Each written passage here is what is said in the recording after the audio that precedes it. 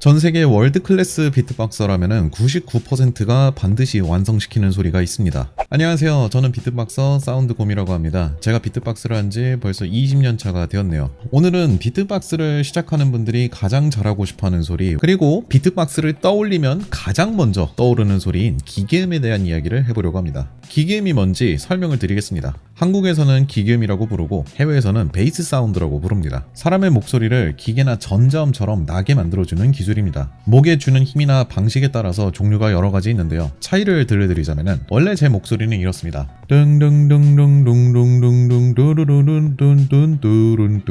제 목소리에 코 기김이라고 하는 기술을 적용하면은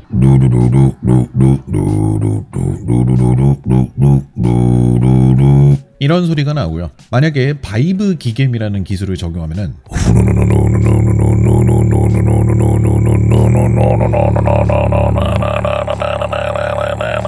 이런 소리가 나오고요. 또 다른 예시로 이너드 베이스라는 방식으로 소리를 내면 이런 소리가 납니다.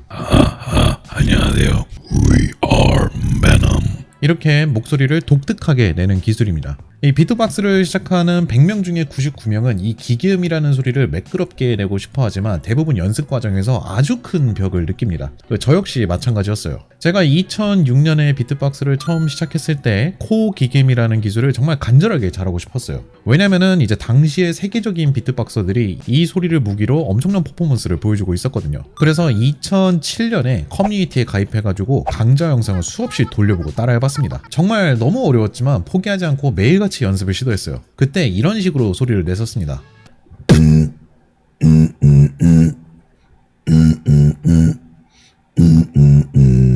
그렇게 이후 3년이라는 시간 동안 수많은 대회도 나가고 치열하게 노력했는데 제가 원하는 멋진 소리가 끝끝내 나지 않았습니다. 고수들은 아주 깊고 강렬한 저음을 내는데 제 목에서는 그저 듣기 싫고 시끄러운 소음만 날 뿐이었어요. 그때 저는 이렇게 생각했습니다. 아, 기계음은 선천적인 재능이 중요하구나. 타고난 사람만 할 수 있는 거구나. 하지만 그건 제 완벽한 착각이었습니다. 이제 제가 비트박스를 한 지 4년 차에서 5년 차로 넘어가던 무렵이었어요. 유튜버에서 립스원이라고 하는 유명 비트박서의 인터뷰 영상을 우연하게 보게 되었는데요. 바로 이 영상이에요.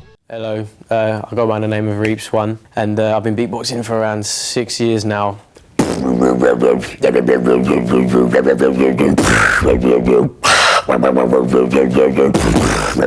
가만히 보니까 이분이 기겜을 낼 때의 발음이나 입 모양이 제가 하던 것과는 뭔가 다르더라고요. 발음이 좀 더 뭔가 와와워워 막 이런 식으로 소리를 낸다고 해야 하나? 그래서 이 발음을 그대로 따라해봤습니다.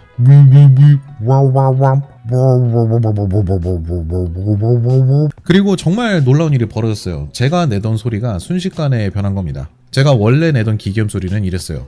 와와와와와 위위위위. 그리고 립스원의 영상에서 영감을 받아 변한 저의 소리는 이랬습니다.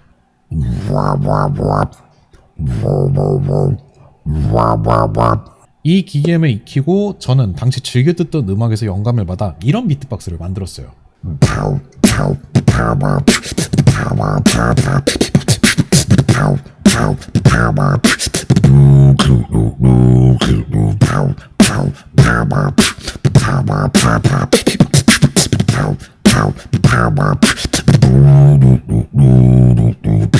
사 년 동안 목이 찢어질 듯한 극심한 통증을 참아가면서 연습해도 안 되던 소리가 단 한순간에 이제 성공한 겁니다. 그때 드디어 이해가 됐습니다. 기계음은 단순히 무식하게 밀어붙이는 노력만으로 터득할 수 있는 소리가 아니었습니다. 목에 주는 힘, 목소리의 음역대, 소리를 울리는 부위, 그리고 발음까지 위위위위 와와와 굉장히 많은 요소들이 중요한데 이걸 요약하자면은 요령과 방식이 더 중요한 소리였던 거예요. 저는 그 중에서도 발음에 따라 소리가 나는 방식이 다르다는 걸 그제야 깨우쳤던 거죠. 그렇게 시간이 훌쩍 흘러 어느덧 제가 비트박스를 한 지 4년 차에서 18년 차가 되었습니다. 제가 터득한 기계음을 14년 동안 똑같이 쓰다 보니까 조금 지루해지더라고요. 그래서 바이브 기계음이라고 하는 새로운 기술을 배워보기로 했습니다. 우선 바이브 기계음이 뭔지 들려드릴게요. 바로 이 소리입니다.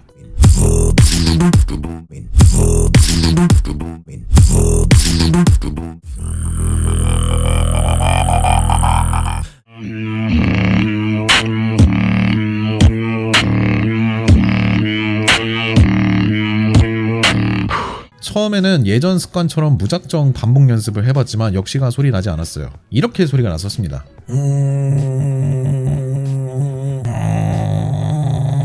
이렇게 소리를 내던 와중 저는 과거의 기억을 떠올려 봤습니다. 당장의 소리 퀄리티에 집중하는 게 아니라 내가 소리를 낼 때의 감각과 방식 자체에 집중하기 시작했습니다. 이런 식으로 소리를 내다가 목이 아프면은 무조건 최소 5분은 쉬었어요. 그리고 남들처럼 예쁜 소리를 당장 억지로 만들어내려고 하는 게 아니라 내가 지금 가장 편안하게 낼 수 있는 음을 찾는 데 집중했습니다. 그러자 소리가 매일매일 눈에 띄게 좋아지더라고요. 연습 방식을 바꾼 지 1일차.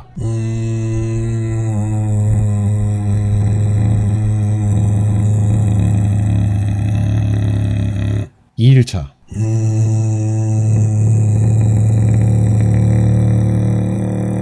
3일차.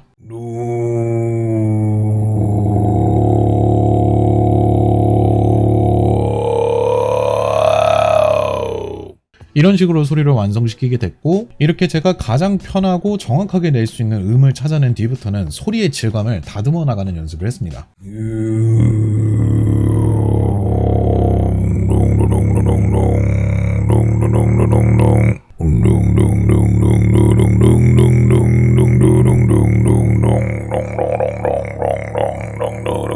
그렇게 연습을 이어가다 보니까 불현듯 좋은 아이디어가 떠올랐어요. 예전에 4년 만에 깨우쳤던 발음을 활용한 기계음과 지금 이 바이브 기계음을 섞으면 어떨까 라고 생각이 들었고 놀라운 일이 생겼습니다. 이 두 가지 방식을 섞어내니까 이전과는 비교도 안 될 만큼 압도적이고 깊은 저음이 뿜어져 나왔어요.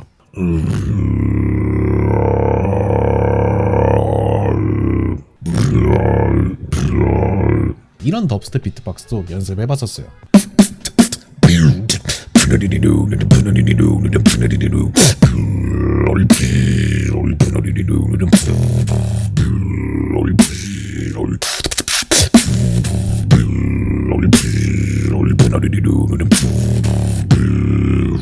예전과 달라진 점이 있다면 이제는 소리를 내기 위해 무리하게 목에 힘을 쥐어 짜내면서 내지 않는다는 겁니다. 정확하게 필요한 곳에 필요한 만큼의 힘만 주는 방법을 이제 알게 된 거죠. 과거에는 어떻게든 기계음 소리를 연마하고 싶어서 목이 아파도 무식하게 참고 시도했지만 결국 제자리 걸음이었으니까요. 하지만 지금은 현재의 소리에 집착하지 않고 소리를 낼 때의 감각에 집중하면서 힘을 계속 강하게, 약하게, 깊게, 얇게 다르게 줘보는 연습을 하니까 금방 좋아지더라고요. 기계음을 숱하게 연습하던 어릴 적에는 비트박스는 역시 재능이라고 생각했습니다. 나는 몇 년을 매달려도 안 되던 소리를 어떤 사람들은 단 몇 주 만에 완성하는 걸 제 두 눈으로 봤으니까요. 하지만 20년이 지난 지금 되돌아보니까 비로소 알겠습니다. 1년 차였을 때 제가 처음 기계음을 배우려고 봤던 커뮤니티 강좌 속의 비트박서와 저는 애초에 목소리도 성대도 구강 구조도 완전히 다른 사람이었어요. 그 강좌를 찍은 분에게 맞는 방식을 제 몸에 억지로 끼워 맞추려 해놓고 스스로 재능이 없다고 탓했던 게 가장 큰 착각이었던 겁니다.